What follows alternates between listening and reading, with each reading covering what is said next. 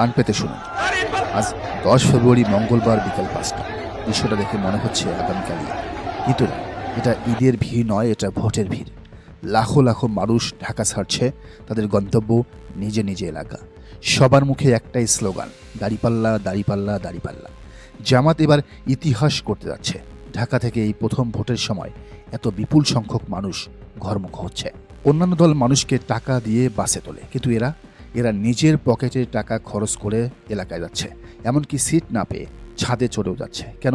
একজন যাত্রীর ভাষ্য, দাড়িপাল্লার প্রার্থীরা এদেশের সম্পদ। তারা জিতলে দেশের সেবা করবে, না জিতলেও করবে। তারা অন্যদের মতো লুটপাট করার মানুষ নয়, চাঁদাবাজি টেন্ডারবাজি করার মতো মানুষ নয়। এই বিশ্বাসই তাদের টেনে নিয়ে যাচ্ছে গ্রামের বাড়িতে। ঢাকার রাস্তা আজ অনেকটাই ফাঁকা, রিক্সা পাওয়া যাচ্ছে না। কেন জানেন? রিক্সা চালকরাও সব ভোট দিতে চলে গেছে। তাদের সবার গন্তব্য নিজে নিজে গ্রাম। পুরো শহর একটা ফেস্টিভ ভাইব বিরাজ করছে। মানুষের চোখে মুখে আনন্দের ঝিলিক। তারা ভোট দিতে যাচ্ছে, তারা পরিবর্তন আনতে যাচ্ছে। জিজ্ঞেস করলাম, মামা ভাড়া মারবেন না? উত্তর এলো, না মামা, আগে দেশ পরে টাকা। এবার ভোটটা আমিরে জামাতকে দিব। দেশের শান্তি দরকার। এই সাধারণ খেটে খাওয়া মানুষগুলোই আসলে গেম চেঞ্জার। আমরা কমলাপুর স্টেশনে দেখেছি হাজার হাজার তরুণ মুখ।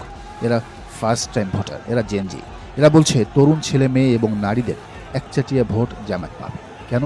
কারণ জামাত তাদের কথা শুনছে, তাদের ইশতেহারে তারুণ্যের স্বপ্নের কথা বলছে। নারীরা দল বেঁধে বাসে উঠছে, তাদের হাতে ছোট ছোট ছেলে মেয়ে। এত কষ্ট করে কেন যাচ্ছেন? উত্তর, আমরা নিরাপত্তা চাই, আমরা সম্মান চাই। জামাত ছাড়া কেউ সেটা দিতে পারবে না। প্রবাসীদের মতোই আরেকটা বড় ফ্যাক্টর আমাদের গার্মেন্টস শ্রমিক ভাই বোনেরা। আজ অফিস ছুটি হওয়ার পর তারা স্রোতের মতো টার্মিনালে ছুটছে।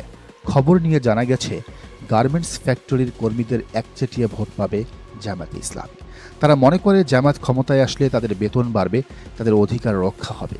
বিএনপি ভেবেছিল শ্রমিকরা তাদের ভোট ব্যাংক, কিন্তু শ্রমিকরাও এখন সজাগ। তারা দেখেছে বিএনপি নেতারা কারখানার মালিকদের সাথে হাত মিলিয়ে তাদের শোষণ করছে, আর জামাত নেতারা শ্রমিকের হকের কথা বলছে। তাই খেলা আসলেই বিএনপি থেকে জামাতের দিকে ঘুরে গেছে। জীবনের ঝুঁকি নিয়ে ট্রেনের ছাদে মানুষ। এটা শুধু বাড়ি ফেরা নয়, এটা একটা মিশন। তাদের চোখে মুখে ক্লান্তি নেই, আছে শুধু উত্তেজনা, আনন্দ। কেউ কেউ গান গাইছে, কেউ স্লোগান দিচ্ছে। এই আবেগটা টাকা দিয়ে কেনা যায় না। লঞ্চে ডেকে এখন মিনি জনসভা চলছে। মানুষ একে অপরের সাথে কথা বলছে, ভাই মার্কা কোনটা? উত্তর আসছে সমস্বরে, দাড়িপাল্লা দাড়িপাল্লা দাড়িপাল্লা। অচেনা মানুষগুলো আজ এক হয়ে গেছে। তাদের লক্ষ্য একটাই, 12 তারিখের বিজয়। রাত বাড়ছে, কিন্তু মানুষের যাত্রা থামছে না। সারা রাত চলবে এই কাফেলা। আগামীকাল সকালের মধ্যে সবাই পৌঁছে যাবে তাদের প্রিয় গ্রামে। সেখানে অপেক্ষা করছে তাদের পরিবার, আর অপেক্ষা করছে ব্যালট পেপার। ঢাকার রাস্তা ফাঁকা হয়ে গেছে, কিন্তু গ্রামগুলো পূর্ণ হয়ে উঠেছে, কোলাহলপূর্ণ হয়ে উঠছে। এই জনস্রোত প্রমাণ করে জামাত এবার ইতিহাস করতে যাচ্ছে। তরুণ, নারী, শ্রমিক সবাই এক কাতারে। যারা পথে আছেন সাবধানে যান, আপনাদের এই কষ্ট বৃথা যাবে না। আপনাদের প্রতিটি ভোট একটি নতুন বাংলাদেশ গড়বে। খেলা শেষ, এবার শুধু রেজাল্টের অপেক্ষা। এখন খেলা যে ঘুরে গেছে তা কিভাবে বুঝবেন? আমরা এতক্ষণ মাঠের কথা বলছিলাম, খেটে খাওয়া মানুষের কথা বলছিলাম, কিন্তু জামাতের জনপ্রিয়তার উত্তাপ এখন এত দূর ছড়িয়েছে যে তা গিয়ে লেগেছে ডক্টর কামাল হোসেনের জামাই এবং ব্যারিস্টার সারা হোসেনের ব্রিটিশ স্বামী সাংবাদিক ডেভিড বার্গম্যানের গায়ে, যিনি সারা জীবন জামায়াতের সমালোচনা করেছেন। সেই বার্গম্যান গতকাল ডেইলি স্টারে একটা আর্টিকেল লিখেছেন। সেখানে তিনি জামায়াতের এই বিপুল জনপ্রিয়তা দেখে হতভম্ব হয়ে ব্যবহার করেছেন রিমার্কেবল বা অসাধারণ। এটা শুধু নিম্ন মধ্যবিত্ত বা মধ্যবিত্তের মধ্যে সীমাবদ্ধ নেই, এটা এখন গুলশান বনানীর ড্রয়িং রুমেও ঢুকে গেছে। বার্গম্যান স্বীকার করতে বাধ্য হয়েছেন, তার মতে 1 নম্বর কারণ দুর্নীতির বিরুদ্ধে জামাতের সুখ্যাতি।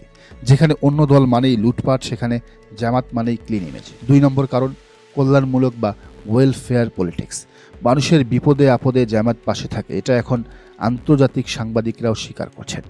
বার্গম্যানের 3 নম্বর পয়েন্ট, তৃণমূল পর্যন্ত সাংগঠনিক শৃঙ্খলা অটুট থাকা। বিএনপিতে যখন বিদ্রোহী প্রার্থীর ছড়াছড়ি, তখন জামাতে পিনপতন নীরবতা। 4 নম্বর পয়েন্ট, ইসলামিস্ট হওয়ার পরেও নমনীয় এবং মধ্যপন্থা অবলম্বন।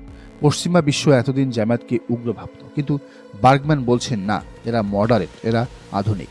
সবচেয়ে গুরুত্বপূর্ণ 5 নম্বর পয়েন্ট, ভারতীয় আধিপত্যবাদ বিরোধী শক্তি। বাংলাদেশের মানুষ এখন আর ভারতের দাদাগিরি চায় না। আর এই সেন্টিমেন্টকে জামাত শতভাগ ধারণ করতে পেরেছেন। বার্গমান সঠিকটাই ধরেছেন, ভারত বিরোধিতার একমাত্র নির্ভরযোগ্য প্ল্যাটফর্ম এখন জামাত। বার্গমানের 6 নম্বর পয়েন্ট, জুলাইয়ের আকাঙ্ক্ষাকে ধারণ করা। জামাত এখন আর পুরনো দিনের দল নয়, তারা 24-এর বিপ্লবের দল। আর 7 নম্বর পয়েন্টটা খুবই ইন্টারেস্টিং, 71-এর ডাক দুর্বল হয়ে যাওয়া। নতুন প্রজন্ম অর্থাৎ জেনজি 71 দেখেনি, তারা দেখেছে 24। আওয়ামী লীগ 42 বছর ধরে যে ট্যাগ দিয়ে জামাতকে দাবিয়ে রেখেছিল, সেই ট্যাগ এখন আর কাজ করছে না। বাগবানের মতো লোক এটা স্বীকার করা মানে আওয়ামী লীগের ন্যারেটিভের কফিনে শেষ পেরেক ঠেকে দেওয়া। 8 নম্বর পয়েন্ট, মাঠে জামাত এখন একমাত্র সুসংগঠিত শক্তি। বিএনপি তাদের নিজেদের কোন্দলে ব্যস্ত, আর জামাত ব্যস্ত জনসেবায়।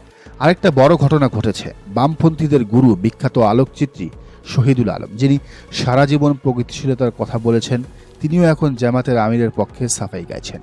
আমিরের জামাতের টুইটার অ্যাকাউন্ট হ্যাক হওয়া নিয়ে যখন গুজব ছড়ানো হচ্ছিল, তখন শহীদুল আলমও সেই স্রোতে গা ভাসিয়েছিলেন। কিন্তু আজ তিনি সত্যিটা জেনেছেন। তিনি বলেছেন, সত্যি সত্যিই আমিরের টুইটার অ্যাকাউন্ট হ্যাক হয়েছিল, অর্থাৎ তিনি আমিরের জামাতের কথাকেই সত্য বলে মেনে নিয়েছেন। এটাই হলো সত্যের শক্তি। শহীদুল আলমদের মতো লোক যখন জামায়াতের পক্ষে দাঁড়ান, তখন বুঝতে হবে বাতাস কোন দিকে বইছে। সুশীল সমাজ, বামপন্থী, সেকুলার সবাই এখন বুঝতে পারছে জামাতকে আর অস্বীকার করার কোনো উপায় নেই, তাদের দম্ভ চূর্ণ হয়ে গেছে। আজকের এই বিশ্লেষণের শেষ কথা, যখন ডেভিড বার্গম্যানের মতো আন্তর্জাতিক পর্যবেক্ষক জামায়াতের উত্থানকে রিমার্কেবল বলেন, যখন শহীদুল আলমের মতো সুশীল আইকন জামায়াতের ডিফেন্সে কথা বলেন, তখন আর বুঝতে বাকি থাকে না আগামী 12 ফেব্রুয়ারি কি হতে যাচ্ছে।